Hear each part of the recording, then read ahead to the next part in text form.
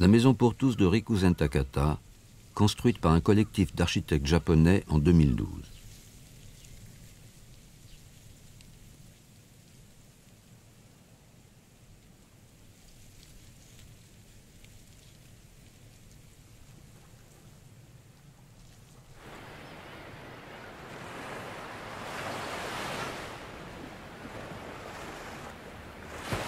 Rikuzen Takata, dans la région du Tohoku, au nord-est du Japon.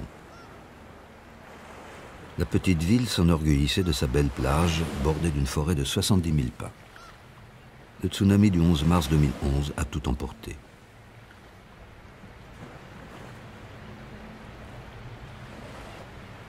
Un seul pin est resté, tenu par ses racines, symbole du renouveau. Mais ce miracle tourne aujourd'hui à la catastrophe. L'arbre est malade et ne tient que par un échafaudage et des injections de plastique.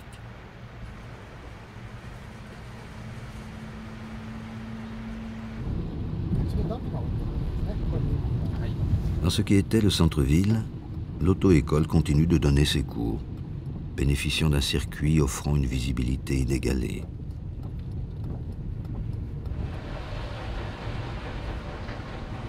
Mais les parcelles et le tracé des rues ne sont que le souvenir d'une agglomération.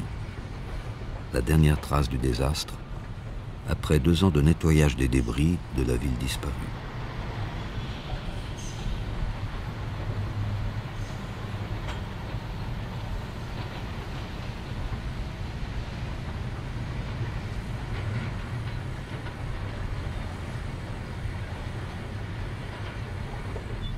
Après quelques mois de vie collective passés dans les écoles ou les gymnases, les habitants ont été relogés dans des habitats provisoires, disséminés dans les collines et les forêts alentours.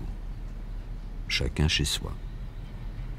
De longs alignements de boîtes de métal, des mètres carrés pas chers, ce qu'on appelle l'architecture d'urgence.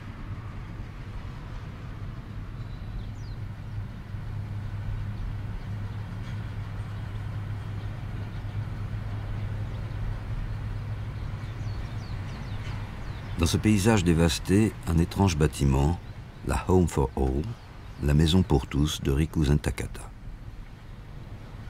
Cerné d'une forêt de poteaux, l'édifice se développe à la verticale, comme un poste d'observation, une cabane dans les arbres.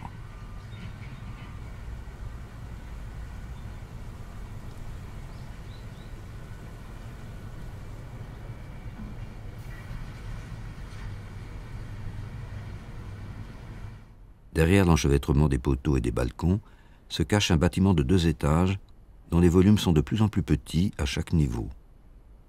Au sommet, un toit pointu, l'image d'une maison. La maison de Rikuzen Takata fait partie d'une famille, celle des Maisons pour tous, un projet lancé immédiatement après le tsunami par Toyo Ito et un groupe d'architectes japonais. Il propose de construire dans les villes détruites des lieux collectifs où les habitants pourront se retrouver. Une manière de réexaminer la possibilité même de l'architecture. Toyo Ito construit la première maison pour tous près de Sendai, puis suivent les maisons de Miyatojima, Higashi Matsushima, Kamaishi. Nommé commissaire du pavillon japonais de la Biennale d'architecture de Venise, Toyo Ito décide d'en faire une caisse de résonance pour les maisons pour tous et de porter sur la scène internationale les questions posées par le tsunami. Avec 3 jeunes architectes, Kumiko Inui, Akihisa Hirata et Su Fujimoto, ils fondent un collectif pour concevoir et construire une maison pour tous à Rikuzen Takata, la ville natale de son ami, le photographe Naoya Atakeyama. Dès le premier voyage, ils y rencontrent Madame Sugawara, une ancienne coiffeuse, une bénévole pleine d'énergie. De sa propre initiative, elle a monté une grande tente pour que les gens puissent venir se rassembler, discuter, boire et manger ensemble. Une manière de briser l'isolement des habitants dispersés dans les cités. Naoya Atakeyama et Madame Sugawara seront les clients de la future maison. Des maîtres d'ouvrage pas comme les autres, représentant les attentes des habitants après la catastrophe.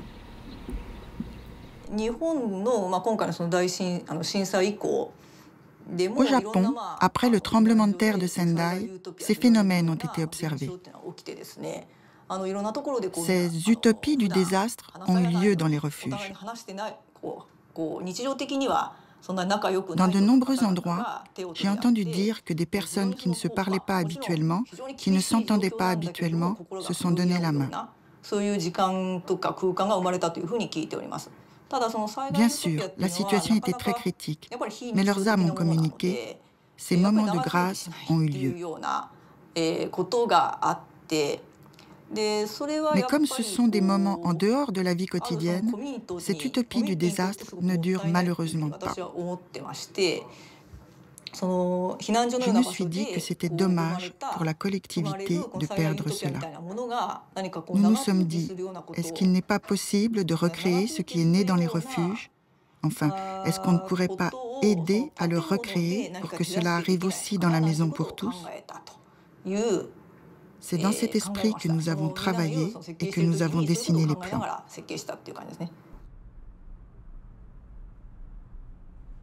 La vague du tsunami a sans difficulté inondé la zone plate où était construit le centre-ville de Rikuzen-Takata. Elle a pénétré dans toutes les vallées, entre les reliefs boisés. La ligne bleue indique la limite de l'eau. C'est là, à l'orée d'une vallée, que Madame Sugawara propose de construire la maison pour tous. Elle avait d'abord évoqué un endroit près de son logement provisoire, dans la colline, face à la mer et à la forêt. Mais lors de la deuxième visite des architectes, elle propose d'édifier la maison pour tous près de sa tente, pour faire le lien avec les cités d'urgence dispersées et offrir à cette maison un point de vue. La maison pour tous est face à la ville disparue.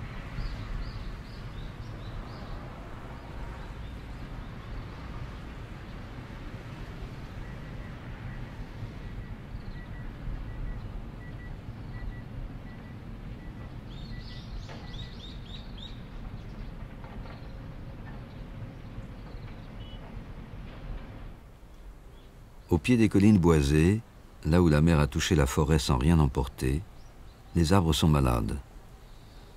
Plutôt que d'en faire des déchets à brûler, l'équipe d'architectes choisit les plus beaux spécimens.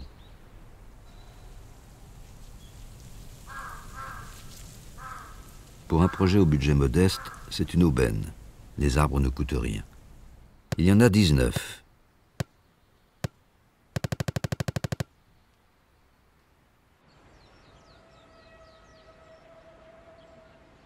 Dépouillés de leur écorce imbibée d'eau salée, sans branches ni feuillage, ils sont restés des arbres. D'épaisseur variable, avec leurs fissures et leurs nœuds. Tous coupés net à 10 mètres, mais tous différents, des individus singuliers et uniques.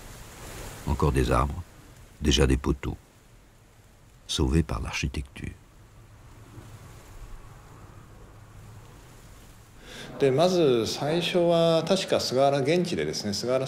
Au début, en écoutant Madame Sugawara, on a appris qu'il y avait à Rikuzen-Takata un bois de pin assez connu appelé Takata Matsubara. Sur le bord de mer étaient dressés plusieurs milliers de pins. Ils servaient comme rempart contre le vent et aussi contre les vagues. Après la catastrophe, il n'est resté qu'un seul arbre. L'eau a tout emporté. On s'est dit que la maison pour tous devait devenir un endroit similaire à ce bois de pin. Cela permettrait aux habitants d'y venir plus facilement, de se souvenir du bois de pin.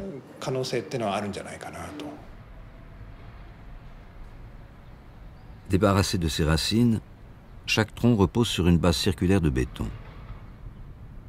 Dans chaque tronc qui s'élève à la verticale, des rondelles circulaires, les cabochons, la marque discrète du système de fixation.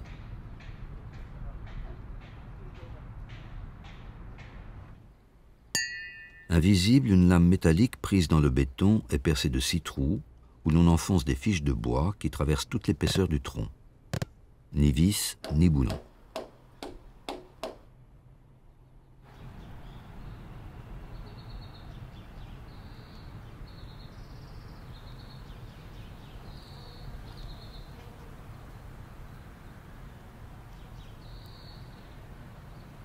Des traverses horizontales et diagonales dessinent un réseau de poutres qui va de tronc en tronc. Une raison simple, la fixation au sol ne suffit pas à assurer la stabilité de ces poteaux. Relier deux poteaux par une horizontale ne suffit pas non plus. Il faut au moins solidariser deux poteaux par 4 points, en construisant 2 traverses horizontales, en multipliant les diagonales, en assurant une triangulation qui stabilise l'ensemble. Les 19 troncs d'arbres sont tous solidaires les uns des autres. Ils constituent une seule et même charpente. Tout est en bois, pas de béton, ni déport, ni porte-à-faux. Un bâtiment dans la tradition des charpentiers japonais. La charpente est en partie à l'air libre, en partie invisible, cachée sous les terrasses et dans les murs, d'épais panneaux d'agglomérés recouverts de plâtre à l'extérieur comme à l'intérieur.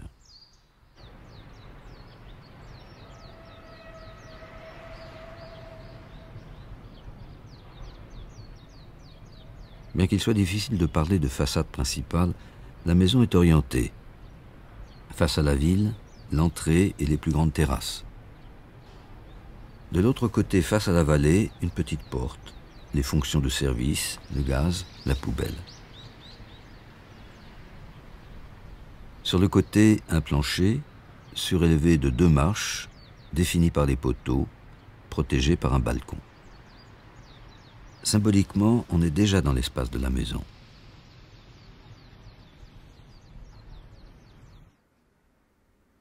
Dans le périmètre défini par les poteaux, un plancher extérieur et un carré de 5 mètres de côté, le rez-de-chaussée.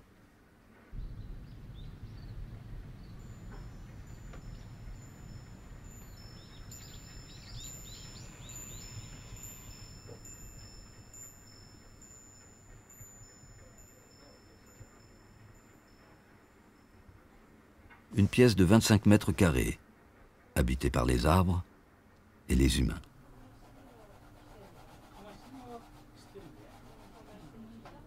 Entre 2 troncs, des visiteurs et des vieux assis sur une banquette basse qui occupe tout un mur. Des enfants, un bébé, tous réunis. Maison pour tous.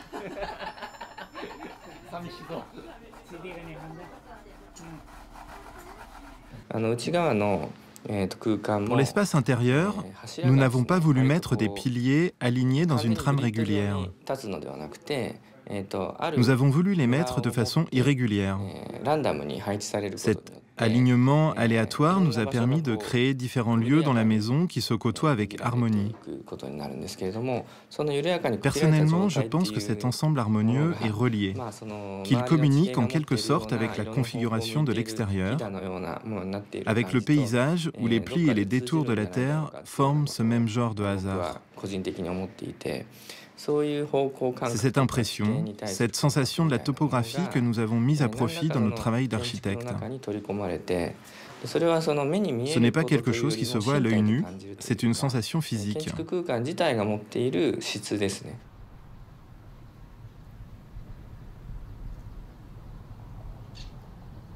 La maison de la mère du photographe Naoya Takeyama venait d'être terminée quand elle a été balayée par la vague du tsunami. On peut encore voir l'articulation des pièces et des couloirs, l'emplacement des portes. Une distribution rationnelle pour des fonctions clairement identifiées et pour chacun des membres de la famille. Tout est dessiné, c'est le règne de l'angle droit. Dans la maison pour tous, ni porte ni cloison. Un seul espace, rythmé par les troncs d'arbres qui semblent dressés sans aucune logique. Un poêle, le centre de la pièce, un côté cuisine, une banquette qui fait salon, entre 2 poteaux le temple. Au milieu de la pièce, le plus gros tronc, le Daikoku Bashira, le pilier symbolique de la maison.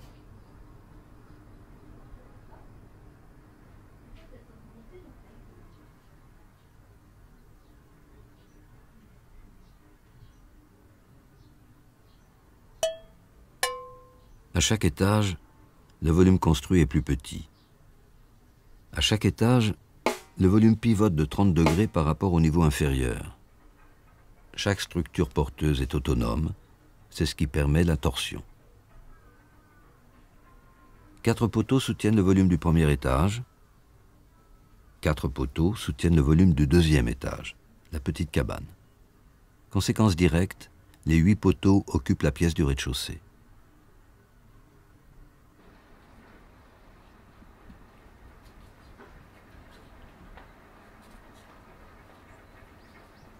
Le premier étage, un carré de 2,50 m de côté, est occupé en partie par une mezzanine qui sert de chambre à coucher pour les visiteurs.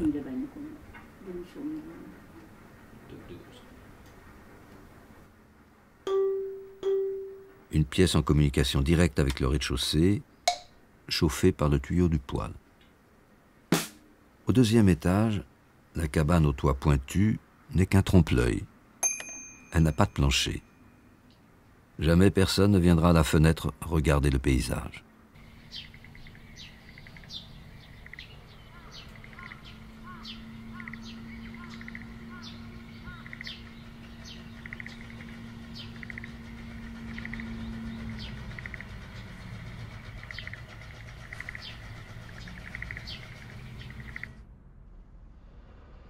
Les 19 poteaux définissent un volume virtuel partiellement occupé par le volume clos de la maison.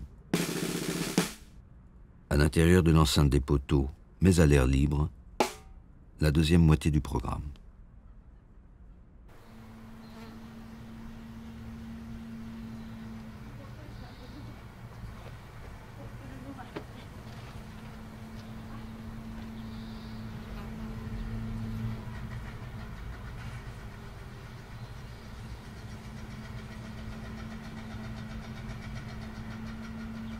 D'un côté, les murs blancs de la maison, de l'autre, la rambarde et ses filets de pêche, une récupération de la catastrophe.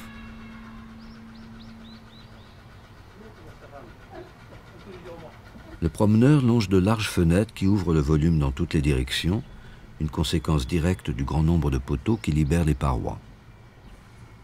Celui qui se promène peut voir dans la maison, il peut être vu de l'intérieur.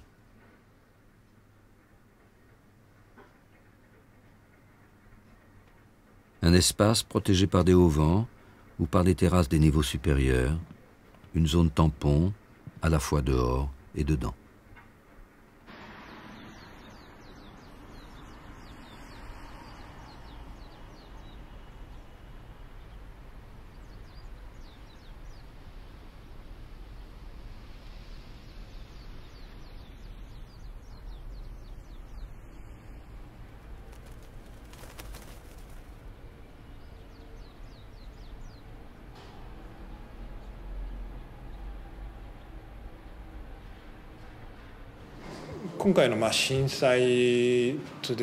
Après le tremblement de terre, enfin le tsunami, nous étions face à une catastrophe.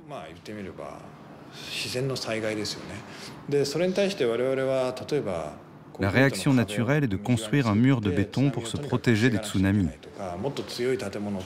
de construire des maisons plus solides pour qu'elles tiennent. Tout cela est nécessaire, bien sûr. Mais la relation entre la nature et les hommes a été entraînée vers cette idée d'interruption, de séparation après le tsunami. Et j'ai trouvé que c'était du gâchis.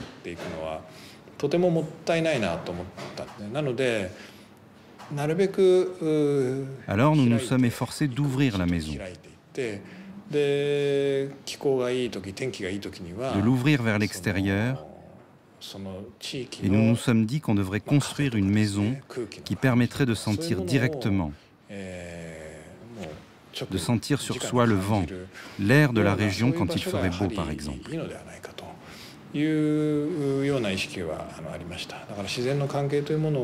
On n'a pas voulu que les éléments naturels soient considérés comme des ennemis, mais au contraire, on a voulu que les hommes retournent à la nature avec sérénité.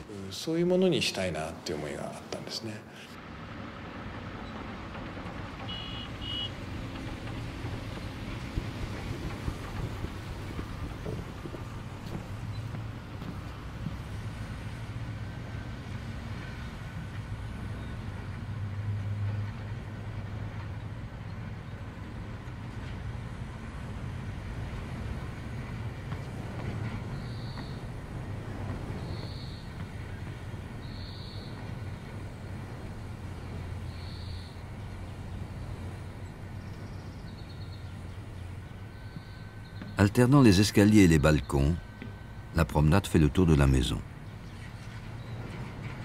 Elle se termine par une échelle pour accéder à la plus grande terrasse qui regarde dans toutes les directions, ouverte vers les transformations de la ville, vers les collines et vers le ciel.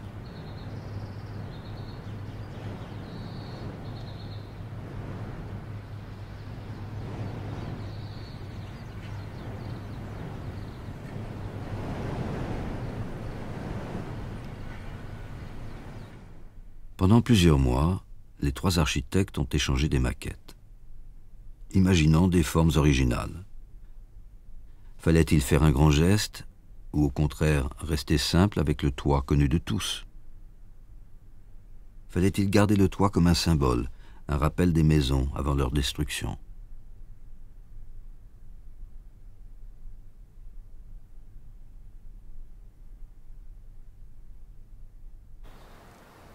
Ils aboutiront à cette image surprenante de la cabane dans les arbres. Un signe rassurant, privé de sa fonction puisque personne ne peut y vivre, conjugué brutalement avec le souvenir de la forêt.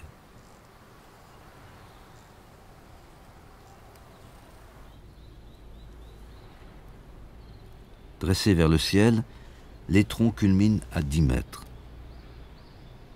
Ils traversent le toit et les terrasses comme s'ils vivaient d'une vie autonome, rappelant leur nature d'arbre, comme si l'on avait incrusté la maison sur un bosquet. Comme si l'on avait oublié d'arrêter les poteaux, même quand ils ne portent plus rien.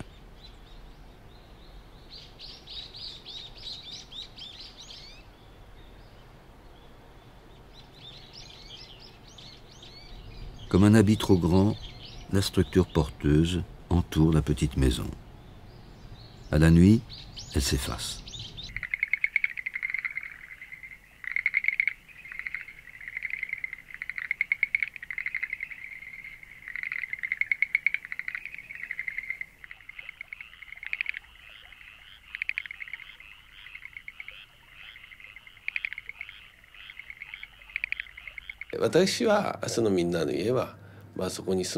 Moi, j'ai envie que ceux qui vont vivre dans la maison pour tous puissent au contraire la casser, y rajouter quelque chose. J'attends plus qu'on la modifie qu'autre chose. D'habitude, on dit « Voilà la maison achevée, regardez comme c'est beau ». Les architectes ne sont pas là pour se faire encenser. Par contre, si on peut transmettre l'énergie de la transformation, les habitants pourront reconstruire la ville de Rikuzen Takata et en faire à nouveau une ville pleine de vitalité. Allez, courage, Madame Sugawara, ai-je envie de lui dire. 2 ans après le tsunami, on finit de nettoyer les débris. Seul un propriétaire a refusé la destruction de son bâtiment, à peine plus haut que la maison pour tous. Un trait rouge y indique la hauteur de la vague.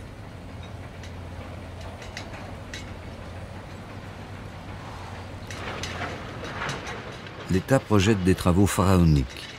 Une digue de 12 mètres de haut, 3 ans de travaux de remblayage pour élever par endroits le niveau du sol de 10 mètres.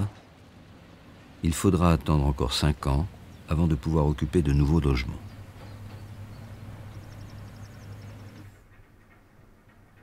Madame Sugawara, elle, n'a pas attendu. Elle bouche une fenêtre de la chambre à coucher pour ranger les futons. Et pour protéger le bois de la pluie, elle rallonge un auvent.